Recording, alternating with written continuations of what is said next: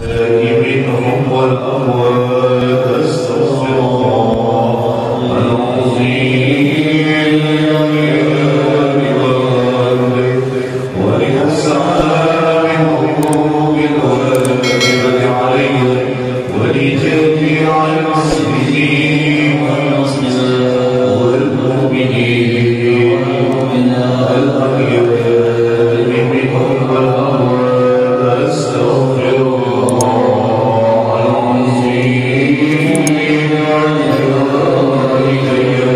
ولأسعى من حقوق الواجبة عليه ولجميع المسلمين والمسلمات والمؤمنين والمؤمنات الأحياء منهم والأموات سيدنا رسول الله صلى الله عليه وسلم وعلى رسول الله اللهم يا سيدنا محمد سيدنا محمد صلى الله عليه وسلم فاطر محمد محمد عليه وعلى وسلم سبحان الله الحبيب هذه المحمد حسين الحبشي خصوصا إلى سحر الزيد بن عبد الغني وولي وولي وولدنا وولدهم وولد المسلمين أجمعين صلى الله عليه وسلم الفاتحة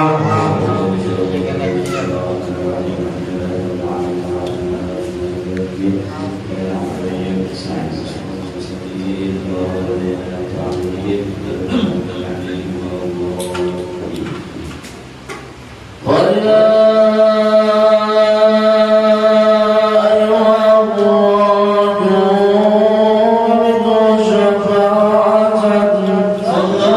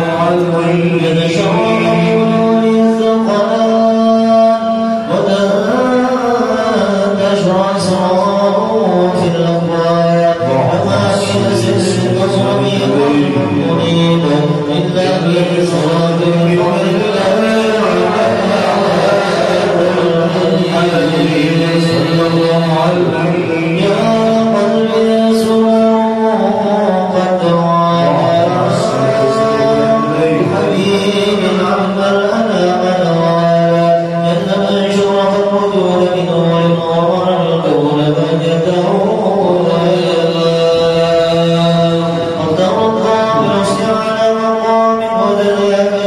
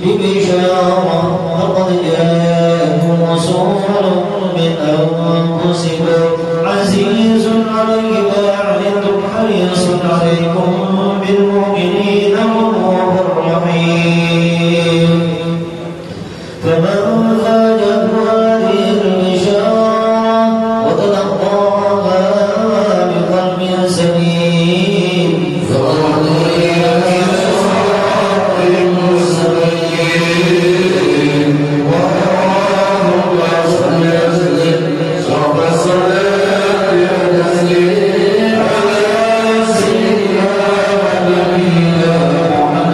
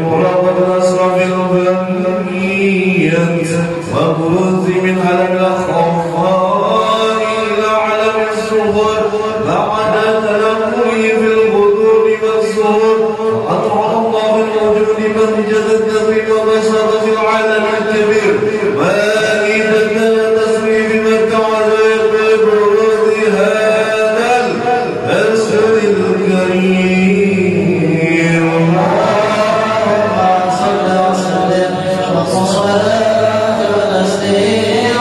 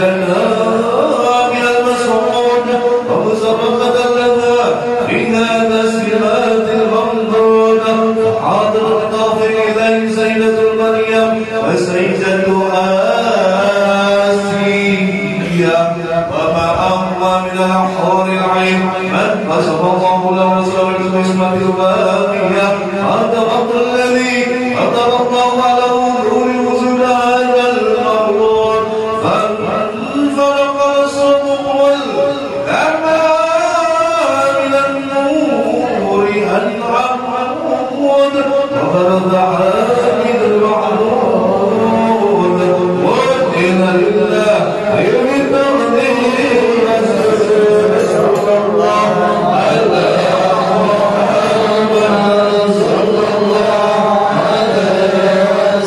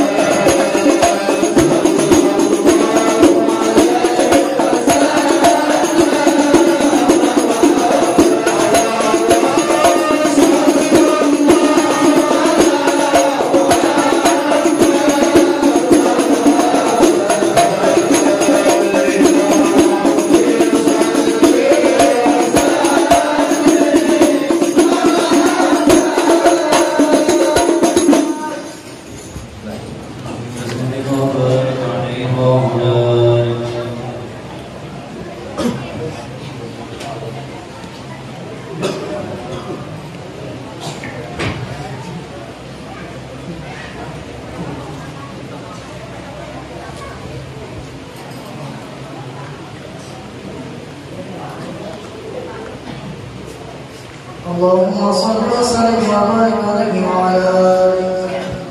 ومن الشرف الذي اختصر به أشرف الرسول نعلم إلى حضرة النبي الوصول وظهور آيات الله الباهرة بهذه الأعمال تشرف السماوات ومن فوقهن بأشرف النور ذلك السراج وقدم الحبيب صلى الله عليه وسلم ومع العميد الجليل إلى حضرة الملك الجليل مع التشريف والتعظيم والتقدير فما من سماء ولا جاء إلى وقال غير بالكره وفكه الطمانين وكل رسول مر عليه بشره بما عرفه من حقه إلا الله وشره في منزلة ولديه حتى جاوز السبع الطباع وصل إلى حضرة الكرام نازلته بحضرة الإلهية وواجب الطاعة الربوبية ووجهته بالتحيات وقامته بالإجاز العظيم ووجه جميل الهدى نداة الشرح التصميم بعد أن أثنى على تلك حضرته بالتحيات المباركة الصلاة الطيبات فيا لها من فرحاتها ضميرا تجليات عاليات في حضرة الظاهرة تشهد في مهدات الذات المقارات والرحمة وصادق القول التي بأيديهم نور والإخبار وتبتصر العملية أسرارنا ما ورد وقال الحبيب صلى الله عليه وسلم في تلك حضرة من سرها عقل تصل من علمهما بما قصد وأوحى إلى عبدهما وهكذا دعاء الله فما هي إلا من حرب وحصت بها حضرة الامتنان هذا الإنسان وأوته من عواطفها رحمة ما يعجزها محمد ثقلا وتلك المواهب لا يجسر القلم على شرح حقائقها ولا تستعجل الحسن باطئا محفظا قائلها حصلت فيها الحضرة الناصرة هذا العين الناصرة والقلب السامية ولا يجمع قامع في الامتنان على أسطورها وليحظ بشهود نورها فإنها تجلت عن نظر الناظرين وتبعثر على قيس المرسلين وهانئا للحضرة المحمدية ما وجهها من عطايا الحضرة الرحمانية وبلوغها إلى هذا المقام العظيم اللهم صل وسلم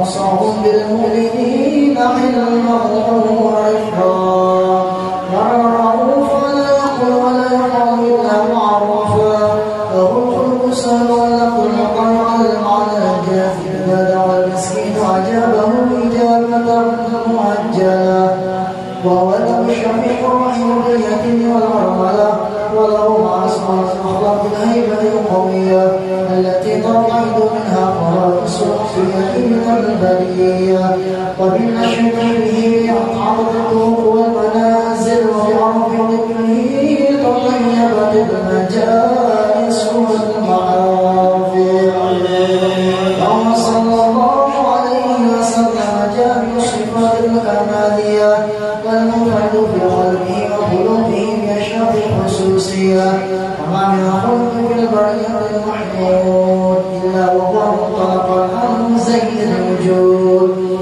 أجمعت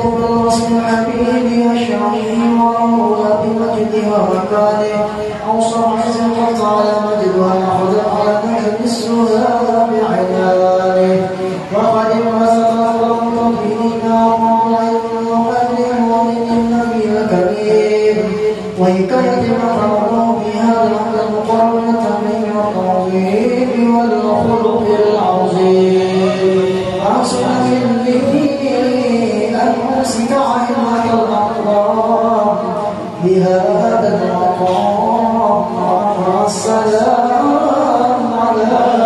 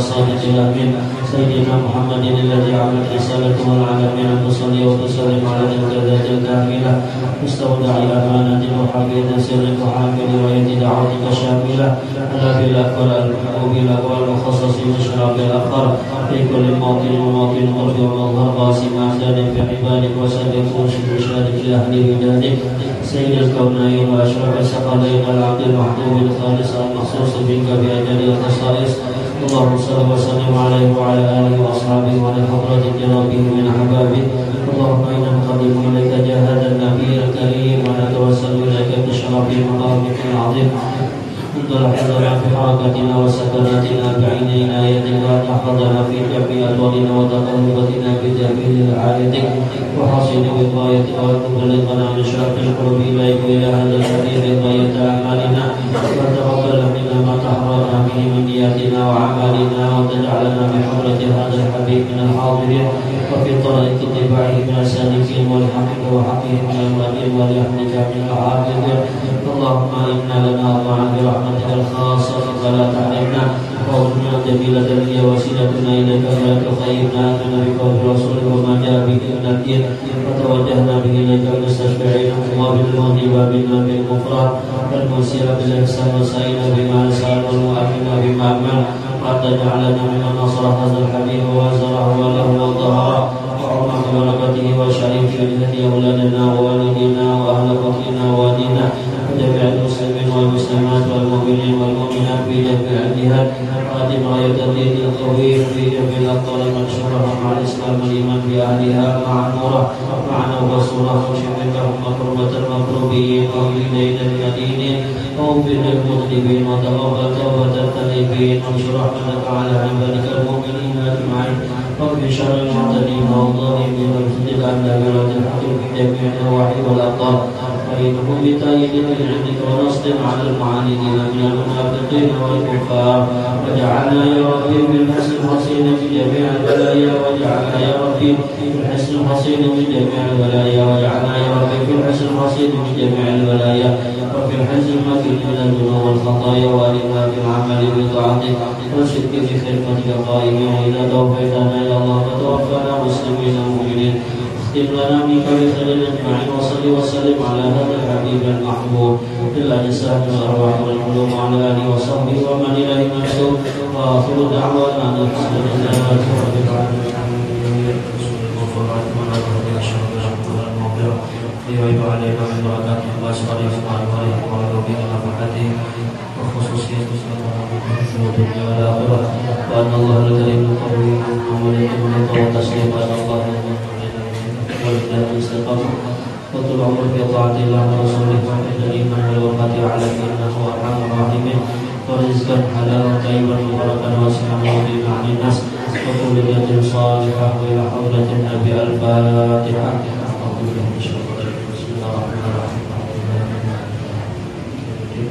إياك نعبد وإياك نستعين اهدنا الصراط المستقيم صراط الذين أنعمت عليهم غير المغضوب عليهم ولا الضالين آمين.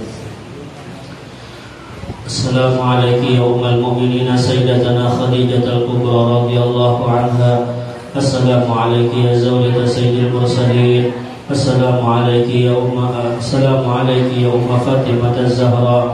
السلام عليك يا أفضل نساء العالمين. السلام عليك يا أول المؤمنات. السلام عليك يا من تشرفت بعشرة وصحبة سيد المرسلين. السلام عليك يا من فازت بخدمة رسول رب العالمين. السلام عليك يا من أنفقت مالها في نصرة سيد الأنبياء ونصرته ما استطاعت ودافعت عنه الأعداء. السلام عليك يا من قام بتأييد ونصرة سيد المرسلين. السلام عليك يا من سلم عليها جبريل وبلغها السلام من الله الجليل. السلام عليك وعلى من حولك وعلى جميع أزواج وذرية رسول الله صلى الله عليه وسلم ورحمة الله وبركاته. بسم الله الرحمن الرحيم. الحمد لله القائل النبي أولى بالمؤمنين من أنفسهم وأزواجه أمهاتهم. والصلاة والسلام على سيدنا ومولانا محمد القائل وخير نسائها خديجة والقائل أيضا لقد رزقت حبها فأنا أحب من يحبها وعلى آله وصحابته المهديين وأزواجه التي تشرفنا بعشرة سيد المرسلين خصوصا خديجة الكبرى التي نالت وفازت بخدمة خاتم الأنبياء والمرسلين وشهدت يوم بعثة رسول رب العالمين. أما بعد. Bermula ini adalah sebahagian daripada manaqib Ummul Mukminin Sayyidah Khadijah radhiyallahu anha. Mudah-mudahan Allah Subhanahu wa taala menurunkan rahmat dan mengampuni serta meridai bagi orang yang membacanya dan orang-orang yang hadir mendengarkannya. Amin ya rabbal alamin. Bermula Sayyidah Khadijah radhiyallahu anha, beliau adalah seorang perempuan yang mempunyai kemuliaan. Beliau dilahirkan 15 tahun sebelum lahir baginda Rasulullah. Keturunan beliau adalah daripada kaum Quraisy yang dihormati dan beliau adalah seorang pedagang yang terkenal dan kaya raya. Manakala Allah menghendaki kepada beliau untuk mendapatkan kemuliaan dunia dan akhirat, maka sampailah kabar kepada beliau akan seorang laki-laki yang baik akhlaknya, terpuji dan jujur, dikenal namanya Muhammad yang diberi gelar dengan Al-Amin. Maka menawarkanlah Sayyidah Khadijah kepada baginda Al-Amin untuk didagangkan dagangannya. Maka dengan gembira diterimalah tawaran tersebut oleh baginda Al-Amin. Kemudian berangkatlah baginda Al-Amin ke negeri Syam membawa dagangan Sayyidah Khadijah untuk dijualkan. Kemudian Sayyidah Khadijah menyuruh pembantunya Maisarah supaya membantu baginda Al-Amin dalam perdagangannya. Ketika sampai di Syam, semua dagangan Siti Khadijah habis laku dengan untung yang banyak. Setelah itu kembalilah baginda Al-Amin ke Mekah. Manakala sampai ke Mekah, maka disambutlah oleh Sayyidah Khadijah dengan senang gembira dan ucapan terima kasih. Setelah melihat kemuliaan dan kebaikan akhlak baginda Al-Amin serta keberhasilan beliau dalam berdagang, maka tertanamlah di hati Sayyidah Khadijah perasaan cinta dengan baginda Al-Amin. Ditambah lagi cerita dari Maisarah akan keajaiban yang terjadi kepada baginda Al-Amin dalam perjalanan berdagang ke negeri Syam. Di antaranya adalah awan yang selalu menaungi selama dalam perjalanan, onta yang selalu tunduk dan patuh, perjalanan yang cepat sampai dan mudah. Mendengar cerita yang demikian itu, maka bertambah kuatlah cinta Khadijah kepada baginda Al-Amin. Nah, jadi Siti Khadijah radhiyallahu anha ini adalah beliau istri pertama daripada Rasulullah sallallahu alaihi wasallam. Jadi mula-mula beliau ini disatukan oleh Allah, dikumpulkan oleh Allah adalah melewat perdagangan. Siti Khadijah sendiri seorang pedagang yang terkenal dan kemudian ditawarkanlah oleh Sidin dagangan Sidin ini kepada baginda Rasulullah, dan akhirnya diterima tawaran tersebut oleh Rasulullah SAW. Nah, sebelum beliau menawarkan dagangan Sidin itu kepada Rasulullah, beliau terlebih dahulu mendengar kabar di kota Mekah ada seorang laki-laki yang bernama Muhammad dan diberi gelar dengan Al-Amin. Jadi Nabi kita Muhammad ini gelar Sidin yang terkenal adalah Al-Amin, artinya orang yang amanah, orang yang dipercaya. Nah, artinya Siti Khadijah radhiyallahu anha ini yang dapat bisa kita ambil dari pertemuan beliau ini kepada Rasulullah adalah sebab beliau itu mendengar daripada kabar Rasulullah, mendengar daripada sejarah Rasulullah, mendengar daripada manaqib Rasulullah. Nah, jadi orang itu bisa tumbuh kecintaan di hatinya kepada seseorang manakala dia itu rancak mendengar sejarahnya. Nah, begitu juga Siti Khadijah tumbuh kecintaan beliau kepada Rasulullah itu sebab beliau mendengar tentang sejarah Nabi, mendengar cerita-cerita dari orang-orang Mekah bahwasanya Nabi Muhammad ini orangnya amanah, mendengar daripada kabar-kabar orang-orang di sekeliling rumah beliau Nabi Muhammad itu orangnya jujur. Akhirnya ditawarkanlah oleh beliau dagangan Sidin. Ternyata kabar-kabar yang sampai kepada beliau tentang Nabi Muhammad itu orangnya amanah, Nabi Muhammad itu orangnya jujur. Nah, ternyata benar adanya. Nah, ini artinya tumbuh cinta di hati Siti Khadijah ini sebab apa? Sebab beliau katuju mendengar daripada cerita ataupun kabar daripada Rasulullah tersebut. Nah, setelah mendengar cerita tadi lalu pulang dipertemukan lawan Rasulullah. Nah, artinya kayak itu juga kita ini apabila hendak cinta lawan Rasulullah, maka rancak-rancak mendengar sejarah Rasulullah.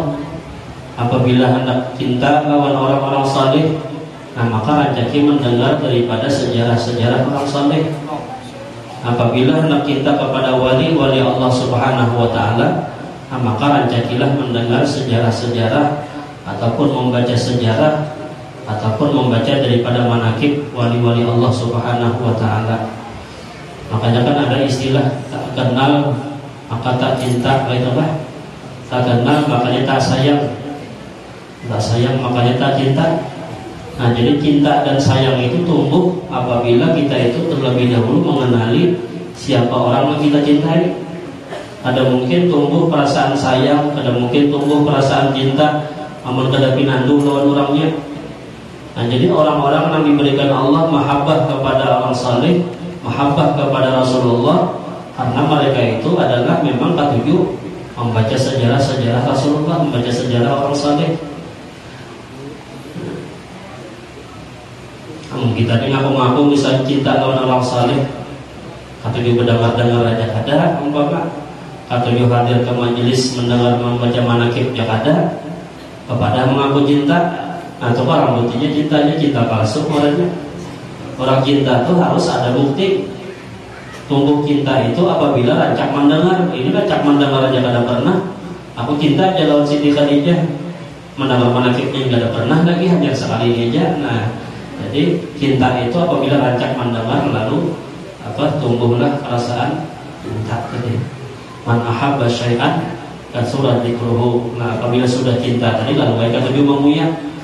Apabila sudah tumbuh sayang lalu tujuan apa mengisahkan.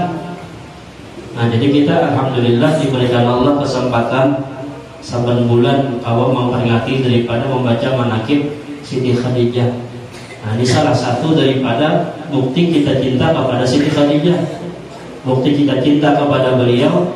Nah, kita rancak mengisahkan Sidin, saban bulan berkumpul mengisahkan Sidin. Ini bukti, salah satu bukti kita cinta kepada Siti Khadijah.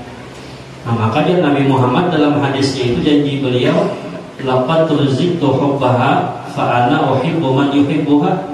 Sungguh ujar Nabi, aku pun cinta kepada Siti Khadijah dan aku cinta kepada siapapun yang cinta dengan Siti Khadijah. Nah, ini keuntungannya orang kita lawan Siti Khadijah itu pertama keuntungannya mencintai seseorang yang dicintai oleh Rasulullah. Artinya kita mutaba'ah lawan Nabi Muhammad sama. Artinya ada salah atau mencintai Siti Khadijah ini kenapa? Karena Nabi Muhammad pun mencintai Siti Khadijah. Yang kedua, pulang apabila cinta lawan Siti Khadijah, maka otomatis kita akan mendapatkan cintanya Rasulullah Sallallahu Alaihi Wasallam. Nah itu yang paling kita harapkan tadi, dapat cintanya Rasulullah. Apabila Rasulullah cinta lawan kita, nah insya Allah diberi Nabi Muhammad syafaat di hari kiamat kita. Yang orang-orang yang diberi syafaat itu tentunya orang-orang yang dicintai oleh Rasulullah. Kita ini sebagai umat Rasulullah pun sudah cinta Nabi Muhammad lawan kita. Sebagai umat beliau pun istilahnya nih, umat Nabi Muhammad yang mungkin kita ini kadang-kadang menyalahi syariat Nabi Muhammad, menyakitkan hati Nabi Muhammad. Nabi Muhammad tetap cinta lawan kita. Tapi kita itu apabila jadi umat Rasulullah baik lawan Nabi, kemudian pulang menggawi apa yang disuruhkan Nabi, mencintai apa yang dicintai oleh Nabi. Nah insya Allah tambah pulang Nabi Muhammad cinta lawan kita, dan insya Allah termasuk orang yang istimewa nanti mendapatkan syafaatnya baginda Nabi Muhammad SAW. Nah kemudian setelah Siti Khadijah tadi sudah tumbuh cinta lawan Rasulullah, akhirnya apa? Allah memandang kecintaan Siti Khadijah itu bujur-bujur ikhlas karena Allah. Akhirnya beliau dikumpulkan, disatukanlah oleh Allah dengan baginda Nabi Muhammad SAW. Di dunia kita kumpul sini. Nah maka jelas di akhirat terkumpul juga kan. Ya apabila orang di dunia itu terkumpul bercinta-cintaan, nah maka kita dikumpulkan di hari kiamat. Al-mar'u ma'aman ahab. Nah seseorang akan dikumpulkan bersama orang yang dicintainya. Nah Siti Khadijah ini keuntungan sini di dunia terkumpul lawan Nabi, kemudian di akhirat jelas terkumpul lawan Nabi. Nah kayak apa caranya supaya terkumpul lawan Nabi? Tadi rancak menguya Nabi, rancak menguya Siti Khadijah, insya Allah terkumpul lawan Siti Khadijah lawan Nabi Muhammad ya. Ya walaupun kita ada sama keuntungan kita dengan Siti Khadijah. Kalau Siti Khadijah di dunianya bukan hanya di akhiratnya terkumpul, tapi di dunia terkumpul juga sini lawan Rasulullah.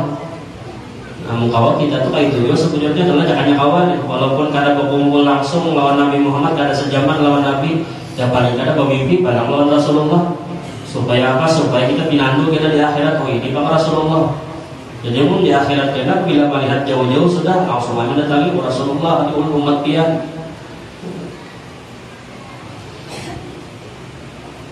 Nah itu Siti Khadijah radhiyallahu anha. Akhirnya beliau Siti Khadijah radhiyallahu anha, beliau memberanikan diri beliau dengan mengutus seorang utusan yang bernama Nabisah. Dan berangkatlah Nabisah kepada Baginda Al-Amin dan bertanya, wahai Baginda Al-Amin, apakah yang menegah engkau daripada berkawin? Maka dijawablah oleh Baginda, aku tidak memiliki apa-apa. Berkata Nabisah, bagaimana kalau ada seorang perempuan yang memiliki akhlak yang baik, keturunan yang mulia, elok rupanya dan kaya raya, menginginkan diri engkau? Maka dijawablah oleh Baginda, siapakah orang itu? Berkata Nabisah, dia adalah Khadijah. Kemudian dijawablah oleh Baginda, sungguhnya aku lihat Khadijah itu seorang perempuan yang mulia, akhlaknya terpuji, bijaksana dan terpelihara dari pekerjaan kaum jahiliyah.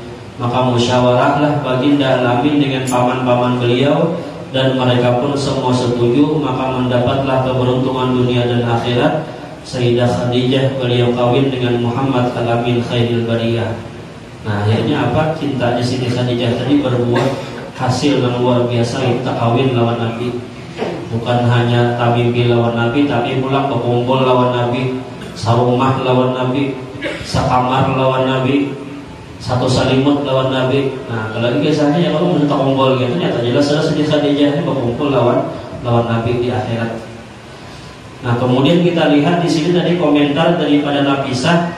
Ujian Nabisah nang hendak meminang pian itu, wahai Muhammad, wahai Rasulullah, adalah seorang perempuan yang akhlaknya baik. Nah artinya orang-orang di sekeliling Siti Khadijah pun mengakui nama Siti Khadijah itu orangnya memang bagus, akhlaknya baik. Kemudian pulang keturunan yang mulia, ujian Nabisah. Kemudian pulang elok rupanya, bungas orangnya. Kemudian pulang kaya raya. Nah ini adalah tanggapan ataupun ucapan daripada Nabisah ketika beliau itu mengisahkan tentang Siti Khadijah yang hendak berdatang lawan Nabi. Jadi Siti Khadijah itu jadi orangnya baik, akhlaknya, keturunannya bagus, elok rupanya, kaya raya. Nah ini termasuk daripada sifat-sifat yang disebutkan oleh Nabi dalam hadis itu, perempuan itu dinikahi 4 sebab. Karena kecantikannya, karena hartanya, karena nasabnya, dan karena agamanya. Siti Khadijah komentar oleh Nabi tadi orangnya akhlaknya baik. Akhlak ini bagian daripada agama. Agamanya bagus. Kemudian pulang keturunannya mulia. Nah termasuk daripada yang kedua tadi Nabi, keturunannya bagus. Kemudian pulang elok rupanya, bungas orangnya. Dan yang terakhir pulang kaya raya, banyak isi harta. Nah ini si Nabi pun mengatakan bahwa Siti Khadijah ini orang yang luar biasa, memiliki kemuliaan. Dan kemudian setelah itu dijawab oleh baginda, aku lihat Khadijah itu orangnya dan Nabi Muhammad, perempuan yang mulia, orang yang terjaga, akhlaknya bagus, orangnya bijaksana, orangnya terpelihara dari pekerjaan kaum jahiliyah. Nah ini adalah ucapan pujian-pujian daripada Nabi Muhammad untuk Siti Khadijah radhiyallahu anha. Padahal Nabi Muhammad dengan Siti Khadijah ini sebelum beliau kawin lawan Nabi Muhammad kan lawas bertamunya, cuma hanya beberapa saat ketika menawarkan dagangan, kemudian pulang dari Makkah berkumpul mengisahkan tentang dagangan, kada lawas berjumpa Nabi Muhammad lawan Siti Khadijah deh. Nah, namun Nabi Muhammad ketika melihat daripada akhlak di Siti Khadijah, Nabi Muhammad sudah bisa mengatakan pujian kepada beliau bahwa Siti Khadijah ini orang yang bagus, luar biasa. Mudah-mudahan kita diberikan Allah kecintaan lawan Siti Khadijah, diberikan cinta lawan Nabi Muhammad SAW. Dan setengah daripada keistimewaan Siti Khadijah, keistimewaan Siti Khadijah, beliau adalah awal-awal orang yang masuk Islam. Maka dengan sebab imannya Siti Khadijah, Allah ringankan segala beban yang ada pada baginda Rasulullah. Nah ini yang pertama keistimewaan Siti Khadijah. Siti Khadijah ini perempuan yang pertama kali mengimani Nabi Muhammad, yang pertama kali bersyahadat di hadapan Nabi Muhammad. Nah yang beriman pertama kali ini kan kadang-kadang mudah, pasti luar biasa ujiannya dulu. Kenapa jadi luar biasa? Karena bayangkan Nabi Muhammad itu sebelum diutus menjadi Rasul, orangnya ummi, membaca kada bisa, menulis kada bisa. Timbul datang-datang mengaku Rasulullah. Ini pun kada ada hati bujur-bujur dapat hidayah Tuhan, kada mungkin percaya dengan ucapan Nabi Muhammad. Nah jangan mengaku Nabi ini bahwa orangnya alim lebih dahulu, orangnya alim kitab misalnya, orangnya bisa membaca, orangnya bisa menulis, orangnya ahli ibadah, mengaku jadi Nabi, mengaku jadi Rasul. Mungkin banyak aja orang yang percaya. Tapi yang mengaku jadi Nabi Rasul ini orangnya kada bisa membaca, orangnya kada bisa menulis. Timbul datang-datang mengaku Rasulullah. Nah, enggak dapat hidayah bujur-bujur, yang pertama beriman, nah, itu dasar luar biasa orang itu Siti Khadijah. Tapi Nabi Muhammad itu umminya sidin itu kada bisa membaca menulis itu hikmahnya gagal benar. Apa hikmahnya seandainya Nabi Muhammad itu bisa membaca, bisa menulis, kalau mengaku jadi Rasul, pasti orang mengira bahwasanya Nabi Muhammad ini agama yang dibawanya itu daripada kitab-kitab yang bahari-bahari. Pasti Nabi Muhammad ini membawa agama daripada apa? Daripada kitab-kitab pada tuannya bahari, tuan nenek moyangnya bahari, ada kitab-kitab peninggalan, lalu dikisahkannya kayak ini. Artinya agama yang dibawa Nabi Muhammad ini agama yang bahari juga yang dibawa pulang berkat karena beliau bisa membaca. Itu seandainya beliau bisa membaca. Tapi karena Nabi Muhammad ini tidak bisa membaca, ada bisa menulis, nah maka murni yang dibawa Nabi Muhammad itu agama yang datang daripada Allah Subhanahu wa Ta'ala. Jadi kemuliaan kisah Nabi Muhammad ummi tadi dengan kita. Nah bagi kita ini kada bisa membaca, kada bisa menulis, kekurangan benar. Itu aib bagi kita, kada bisa membaca kan. Tapi bagi Nabi Muhammad itu salah satu kemuliaan sidin, salah satu kehebatan sidin. Dan kemudian keistimewaan Siti Khadijah, beliau adalah orang yang mendapat kemuliaan sebagai istri Rasulullah dan mendapat keberuntungan dengan berkhidmat membantu Rasulullah dan menyaksikan ketika dibangkitkan Rasulullah serta menolong dan membela dakwah Rasulullah. Nah di keistimewaan yang kedua, Siti Khadijah ini pulang sidin ini sebagai istri Nabi. Kita ini sebagai umat ini untung mana sudah ya Allah, apalagi jadi Kayak Siti Khadijah jadi bini Nabi Muhammad, mencintai dari jarak jauh bahasa kita nih, karena suah batamu itu untung benar sudah. Apalagi nang ibaratnya kau berkumpul lawan Nabi, kau bertamuan lawan Nabi, menatap wajah Nabi Muhammad itu luar biasa kemuliaannya. Siti Khadijah luar biasa kita kumpul lawan Nabi Muhammad sarumah, sakamar, sakalambu. Kemudian pulang setelah itu Siti Khadijah ini beliau berkhadam kepada Nabi, menjadi istri Nabi, berkhadam membantu Nabi Muhammad. Man khadama menjadi ulama budima. Nah, siapa yang berkhadam melawan orang saleh, nah maka budima, maka dia akan dimajukan, maka dia akan dimuliakan. Jadi apabila orang tuh katanya berkhadam melawan guru-guru, berkhadam melawan ulama, apalagi berkhadamnya lawan Rasulullah, nah itu jelas sudah budima, akan dimuliakan, akan apa? Dilebihkan daripada orang lain.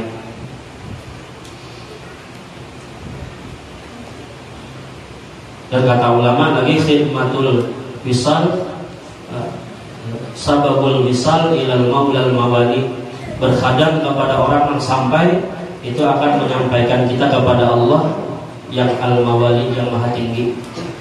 Jadi berkhadam lawan orang-orang saleh, misalnya berkhadam lawan para aulia Allah, nah itu menjadi sebab yang paling cepat menyampaikan seorang murid kepada Allah Subhanahu wa ta'ala. Banyak orang-orang bahari itu yang berkhadam lawan ulama-ulama, betuntungnya berkhadam jadi ulama-ulama, orang yang berkhadam ulang lawan dia. Itu balasan Tuhan kepada orang yang kata berkhadam lawan ulama, maka karena akan dikhadami orang juanya. Tapi pun sebagai penuntut ilmu atau misalnya lah lawan guru kada mau bapak membantu, kada mau lawan guru umpamanya apa nang jadi guru misalnya kada hakun menggawi, nah itu orang tuh jauh-jauh hendak mendapat kemuliaan. Tapi kalau seorang murid itu katuju berkhadam lawan guru, katuju membantu guru, nah maka dia murid tadi akan dibantu orang juga nya, akan apa? Dikhadami orang juga nya. Nah, man khadama kudima. Bahari ada di Bangil itu anak murid guru Bangil. Jadi anak murid guru Bangil ini selama puluhan tahun belajar lawan guru Bangil. Ada pernah sekalipun belajar di majelis, kada pernah. Jadi sana kan kada berkelas, ke majelis saja. Kami di Bangil itu majelis. Jadi pelajaran kan imbah subuh, imbah zuhur, imbah asar, imbah maghrib, imbah isya pelajaran. Kurang lebih sejam sekali belajar kan. Nah jadi semurid puluhan tahun ini di Bangil itu memondok, sekalipun kada pernah belajar lawan guru Bangil, kada pernah. Tapi diangkat guru Bangil jadi pembantu sini. Di rumah itu atau disuruh sini apa nukar sayur ke pasar, nukar iwak ke pasar, kemudian pulang menyapui rumah sidin, menyapui halaman rumah sidin, mampel rumah sidin. Lalu sampai puluhan tahun di Bangil tadi, dia guru Bangil jika menakai sadang kulit sudah buka majelis taklim, kasih kamu buka pesantren di kampung, akan kita murid tadi. Ulun di guru puluhan tahun sini sekali-kali ada sebuah ulun hadir di majelis, kayak pada mau buka pesantren, kayak bahan mau buka majelis. Udah guru Bangil, ayo jika percaya lawan aku, ikam boleh sudah. Ikam ilmu ikam cukup sudah. Ada percaya lawan guru tadi kan, pemodal percaya lawan guru, akhirnya boleh ke kampung dipakai orang macam sekalinya ilmunya boleh baluruk langsung ilmunya. Bahkan dikatakan si murid tadi ketika di kampung itu hadir pertama kali itu hadir di haul di rumah orang kampung di haulan. Jadi orang kampung ini melihat dia ada si anu datang pesantren sudah puluhan tahun dipanggil sekolah. Jadi jadi orang kampung kita suruh ayo malam ini membacakan doa haul. Ajut murid tadi kayak apa dia membaca doa haul apa aja ada. Dia membaca doa selamat dia pada membaca di kayak apa membaca doa haul. Ini guru Bangil mengisahkan, guru anak guru Bangil guru paskul mengisahkan. Jadi ketika itu sebelum disuruh oleh orang kampung tadi buat asal ini berkhidmat lawan guru Bangil. Al-Fatihah untuk guru Bangil, bacakan Fatihah. Ya Allah dengan berkat guru Bangil, mudahan doa haul hafal. Kalau soalnya pas ngangkat doa dia langsung hafal, langsung doa haul. Padahal sekali-kali ada suara ngapalin doa haul. Soalnya berkat paguruannya itu ilmu nang kada dapat ilmu nang kada pernah belajar diberikan Allah berkat apa? Berkat bakhadam lawan siapa? Lawan guru, lawan ulama. Nah kayak juga pulang cerita siapa murid daripada Syekh Khalil Bangkalan. Syekh Khalil Bangkalan itu sidin itu bisi murid beberapa tahun memondok di Madura itu. Si murid itu disuruh sidin untuk menyapui halaman rumah sidin aja, menyapui Dia guru dia Syekh Khalil mengatakan ikam nakai belajar di sini gawian ikam sabutingannya ikam kadosa kena hadir ke sekolahan, kadosa kena hadir ke majelis. Ikam kusuruh menyapu halaman rumahku aja supaya jangan ada daun kuburan di muka rumahku. Jangan guru Syekh Khalil Bangkalan nih. Lalu pada suatu malam Syekh Khalil tadi keluar rumah, malam keluar rumah, soalnya melihat di muka rumah itu ada orang berjalan nih di muka halaman, di halaman ya, jalan putar-putar di halaman rumah di bawah pohon. Lihat siapa di muka rumah nih padam-padam. Disingkari sidin sekalinya murid kami suruh sidin tadi. Ikan apa? Nak malam-malam di muka rumah guru, rumah abah. Ujar dari murid tadi, ulun kan biar suruh wala supaya membersihkan halaman rumah biar. Ya biar jangan sampai ada daun berhamburan di muka rumah biar. Jadi apabila gugur daun sebuting, ulun kumpulkan daun tadi. Dan ini mulai berhari sudah beberapa tahun sudah mau menggawe ini biar mereka dah tahu macam itu nih. Dikira sidin, dikira Syekh Khalil siang harinya menyapu halaman tadi sekalinya. Malam itu bisa kada bawa malam-malaman kada bagulingan menunggu daun tadi gugur, apabila gugur daun sebuting dibuatnya dalam karung, dalam wadah sampah. Nah imbah itu guru Syekh Khalil langsung berucap, ikam mau ini juga kayak bulik kampung ikam, ilmu ikam penuh sudah peluruk sudah bahasa kita nih. Ikam cukup membuka majelis sudah, membuka mengajar apakah? Ilmu ikam cukup sudah. Esok harinya si murid tadi bulik ke kampung lalu jadi ulama besar sekali.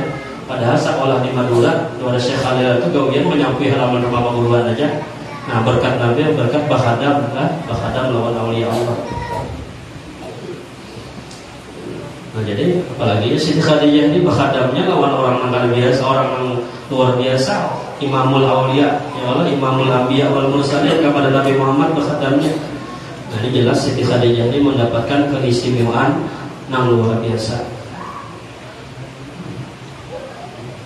Dan adalah keistimewaan Siti Khadijah, beliau termasuk daripada ahlul darki, yaitu apabila ditawasuli dengan menyebut ya ummana Khadijatul Kubra 3 kali maka hadirlah beliau.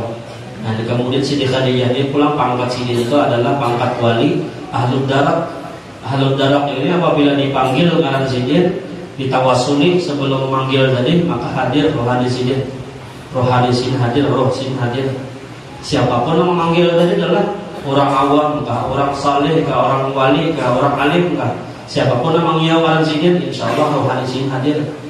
Nah cuman kita yang awam ini yang kadang melihat roh sidin hadir, padahal siapapun yang mengiau ngaran sidin bertawasul dengan menyebut nama sidin, nah maka Siti Khadijah ini selalu hadir menemui daripada orang yang memanggil nama sidin tadi. Nah jadi kita sebagai Siti Khadijah ini sebagai ummahatul mukminin lah, ibunya orang yang beriman. Jadi kita jangan segan-segan mengiau ibu kita juga, mama kita. Siti Khadijah ini mama kita orang beriman berarti.